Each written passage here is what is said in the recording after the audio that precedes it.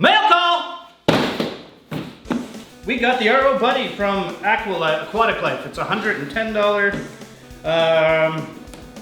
RO filter. Just attaches to your tap. Supposed to have the attachments. And let's see what's in it. Wow! It is the Aquatic Life RO Buddy. Everything looks like it's kind of built in. It's all hooked up already. And the only thing that you need to do, we'll pretend, is we got a waistline here. Let's see what we got else in the box. Oh, the actual RO filter it comes with the 50 gallon per day membrane. Bunch of line, kind of works the same as the Duo-Tight. Actually, it's exactly the same as the Duo-Tight, just a different brand with clips on it. Comes with a wrench for tightening and some other random fittings. The most important fitting it comes with though is the piece for hooking onto the tap, so you can just hook it directly to your tap and don't have to make it a permanent fixture. My plan would be to mount it on the wall if possible. I'm not sure if there's a wall mounting. Yes, there is a wall mounting bracket. So these pieces here will come off, mount them to the wall, and Bob's your uncle.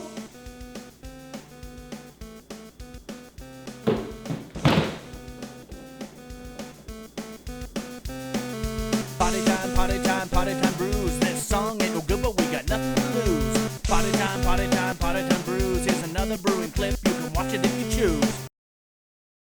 So while you're having a good look at these pictures of this RO filter, don't forget to subscribe to my channel, like the video, oh, and tell all your friends. But yeah, these are some great pictures of that RO filter. Now let's get to some half-assed installation.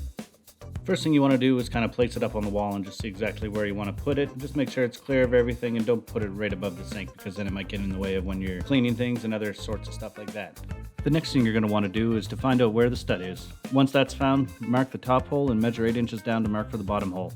These don't have to be exact, just make sure it isn't any longer than the RO canister or the brackets won't fit. Once these holes are marked, just screw in the brackets. I use very long screws, which were overkill. A 1.5 or 2 inch screw will do just fine. Now it's time to install the RO filter. There are already some lines on this, so you'll have to pull the clips, push down the fitting, pull the lines out. Then you just gotta unscrew the top, put the filter in, and screw the top back and reconnect the lines. Make sure you put the clips in at the end so we can minimize the chance of leaks. To install the lines, mount the filter on the wall and start pushing in and measuring the lines.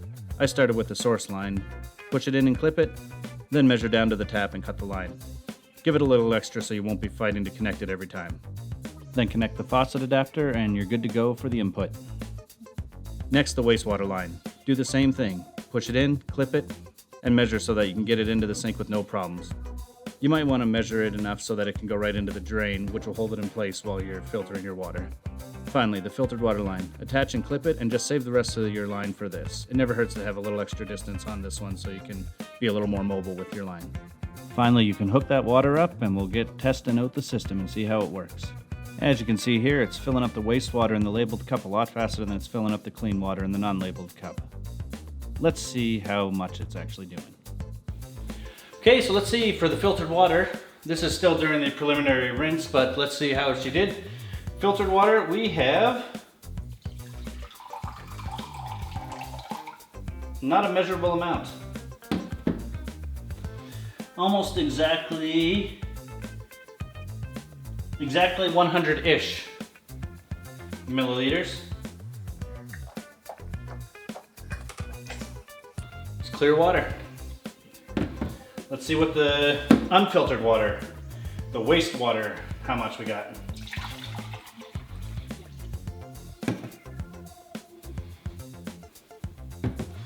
Not the best ratio. Looks like as she settles out, she's almost 500 milliliters, so 5 to 1 ratio of the water we need. So if we need to do a 100 liter batch or 117 liters or a barrel type thing, we're gonna be wasting pretty damn close to 500 liters of water if we're using this thing. I don't know if that's a good number. I don't think it is. I'll have to do some research. Well, let's see how it tastes. Tastes like water, almost the same.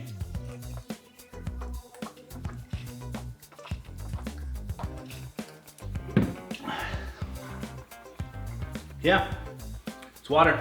And I wanted to give it a little bit bigger of a test, so I set it up for the grandfather, saved the extra water in a bucket, and let her rest. So we got 1 hour, 26 minutes in. If you look over here, we got almost, looks like about 25 3/4 liters of wastewater heating up to use as PBW. And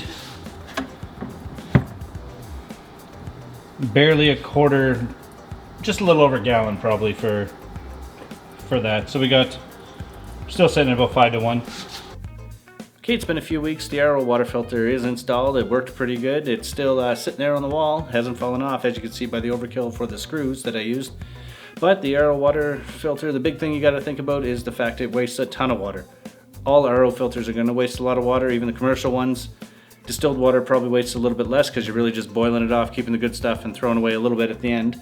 But for the RO water filter, mine was a 5 to 1 ratio. Some of them could maybe be as good as 1 to 3, or maybe even better than that. I'm not 100% sure. But yeah, wastes a lot of water. You got to think about that. Luckily with this style, you can actually make use of that water because you can divert it into a bucket instead of just sending it down the drain. Another funny thing that happened is on the install, my plumbing's a little bit weird in the garage. It has the vent, I think, hooked up somewhere to the faucet or somewhere close to that. So when the back pressure builds up, as it does when you're using the RO filter, it kind of just drains. So needless to say, in the first night, I made about 20 liters of RO water before my well went dry. Normally I can fill a hot tub with the well, so it's about 1,500 liters right down the toilet to make that sweet RO water. I've learned my lesson and I'm gonna have to do some plumbing. I don't know exactly how to do the plumbing yet, but I'll figure it out. But for now, that's an easy RO water install. Just make sure it's not gonna blast all your water down the drain, because it's not too bad if you're on a well, but other than the fact it went dry. But if you're paying for the water, it could get real expensive real fast. Anyway, thanks for watching. Don't forget to like, share, and subscribe. James from Party Time Brews.